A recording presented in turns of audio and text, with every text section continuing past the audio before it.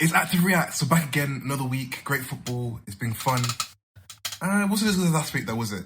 I mean, let's be honest. There was better football last week. No, but you doubted my club. I did doubt your club. I think everybody doubted your club. Fair enough. Yeah, nobody really thought you were going to do it. And nobody, the thing is, no one knows what kind of baller Tuchel is, like manager he is. But, I mean, fair play. He broke down Simeone's Atletico doing madness at the moment this season. So you can't fault them. I mean, Giroud scoring the maddest goal. He just made it himself. My striker. You see that? Who made him, first of all? Just so you know. Yeah, who bought him? my guy. Yeah, all right, cool. But either way, I think it was a bit of a dry game. I think, when you play a team like Atletico and Tuchel's not the most attacking manager, it seems, you're not really expecting like a hugely, interesting match. But it was a great goal. It was a great setup. Came out of nowhere. I mean, it looked like it was just going to be simple defending, and they kind of let themselves down. Yeah, I mean, I cannot. I'm gonna say it on here, and I don't care what the backlash is. I cannot stand Spanish football, both the national team and the clubs in Spain. I cannot stand it. The amount of diving. It's like having 11 Grealishes on the pitch. It's horrible. There's plenty of diving in English football, to be fair. Yeah, I was going to say. No, but just the smallest... Salah does it all the time, Grealish does it all the time. But the smallest bit of contact. It's ridiculous. It's like the referees are buying into it and everything. Well, I mean, that's how referees are play. like...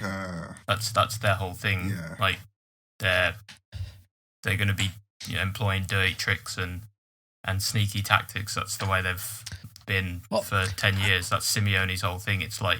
It's kind of like a bit of a South American stereotype, isn't it? Suarez, Argentina, Colombia, Uruguay. You kind of expect that at this point. Just Suarez, you filthy animal. Well, he didn't concede any penalties from it, so I mean. No, but he pinched Rudiger's inside thigh. Yeah, that was a bit weird. I mean, Suarez is always a weird done, isn't it, really? No one expects a normal game when you're defending Suarez. You can ask Ivanovic and Chiellini that, and So, Suarez antics.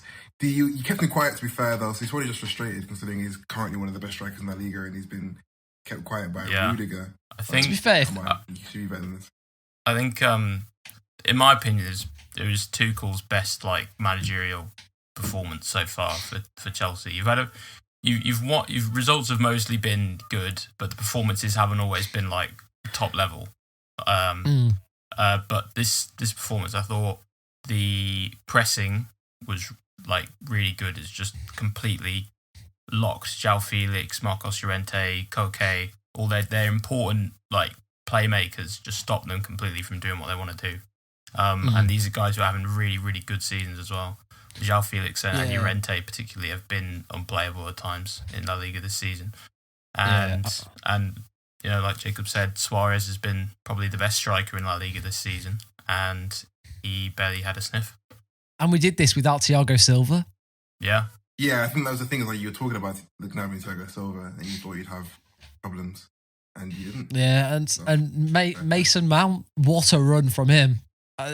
He's more and more starting to show people why, all these managers seem to rate him so much. Southgate likes him, Frank Lampard obviously loved him, and it seems like Tuchel is going to have him a lot more as well. He seems to like him as well. I mean, they haven't known each other very long, but he's been playing him quite a lot. I mean, it's difficult. His work rate just seems to be unmatched. Difficult not to like him, isn't it? As a manager, he is one of the hardest working players at the club, and not only that, he's.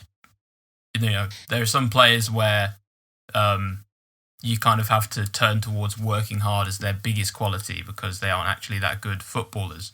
But, Mason Mount is also a very, very good footballer. His creativity is excellent. His dribbling's getting better and better. He's got that goal-scoring threat from in or outside the box, and he's been your most important player this season. Oh, by far. And probably your most important player last season as well. So, yeah, he's just... at this point, one of the most important players to a team in the Premier League, I think. Yeah, he's just been incredible for us. I mean, even through our poor performances, Mason Mount was still constantly pushing the team forward when he can. We saw it when he came on. I can't remember the exact game now, but we were losing the game. He scored the goal, and it starts the charge to win that game or draw it. Mm-hmm. He just seems to be the main person driving the team forwards at the minute, almost acting like a future captain. I'm saying it now. Yeah. I think he's following Frank Lampard's footsteps. Wouldn't shock me at this point. So let's just hope we can hold on to him. He can sustain and keep on getting better with the club. I don't see why you couldn't. He seems to love the club. Yeah. We should definitely go into a little thing I whipped up today, which is little tally. So we make our predictions. Oh yeah. And at the end of the season, come the final, we'll have a forfeit, and by then we should all be together. Hopefully, yeah. Things go right. Yeah. So we'll decide a forfeit towards the end. Whoever gets the lowest point. So the way I've done it is, if you get correct score, you get 10 points. Oh. If you get the correct, whoever's gonna win, then you get 5. It's literally just that simple. Sound. So that's it. So you're gonna guess a score, and if you get the correct score, then you get 10. Yeah. Yep. But if you just get who's gonna win, just get the winner. Yeah. But you didn't get the score right, then you get 5. Does that make sense? You got it? Yeah. You with me? Yeah. No, I'm with you. All right. I'm good. I'm so good. I'm gonna go through our predictions that we made last week, and I'm gonna start off with Atletico v Chelsea. Do you remember what you said? I said 2-1. Chelsea. You did say 2-1. Which is the wrong what was score. the score, Ewan? It was 1-0. You did get the wrong score. But It was we won. 1-0. You did get the correct result, and we didn't believe in you, to be fair. So fair play. Sam, what did you remember what you guessed? 2-1 Atletico, possibly. I know say 2-1 me and you Atletico. both said Atletico to win, didn't we? So that'll be 0 points for us. I said 3-1. I said 3-1, you said 2-1, and we just didn't believe in Chelsea, and it's backfired for us, unfortunately. So 0 points for us. You were on 5. We did do Lazio Bayern. I think we all agreed. We all said That's that really was going to be. And what happens? What happened? Yeah. It was I didn't 4-1. I didn't quite expect Lazio to be that poor. Actually, they just seemed like they didn't believe that they could put up a fight. They did finally get a goal late on, and it was after that they started to actually press Bayern a bit more and look for another goal, and that was when they looked like they finally had some confidence in their own ability. But like there was a point where Immobile was running through on goal, and he turned back and tried to pass it across the box rather than just shooting. I mean, this is one of the most lethal strikers in Europe. So they just seemed like they were really lacking belief, and I don't know who that's down to. Whether is that the manager's fault? Is that just the players' fault? Not really, no real leader there. I don't know, but they've been inconsistent in Serie A, so I'm not that shocked that Bayern were obviously going to be much better than them. Yeah, and I think that happens to a lot of clubs when you play big clubs like Bayern, and a lot of smaller clubs, if they know they're small, they might just capitulate early, which is a shame. Yeah. Well, either way, we should probably talk about the scores. Do you remember what you said? Did I say 3-4-0? Something like that? I don't know. You said 3, Yeah. So you I mean, we all got 5 points at least anyway. Yeah. Sam, do you remember what you said? Something similar, probably. You said 2, so I mean, yeah, it's fine. And I said 3. So we all get the 5 points because obviously Bayern were going to win, and it's not hard to It's still in the lead. You are still in the lead with 10, 5, and 5. The hard one I think out of the 3 was the hardest was the Atlanta Roma, because it was just hard to tell. Both of them were in similar form. Real Madrid not doing as good as they should be, and Atlanta they weren't doing as good as last season, but they were still a contender, I guess, in the Champions League. Ewan, do you remember what you said? Did I say 2-1 or 1-0 or something like that? I don't know. To who?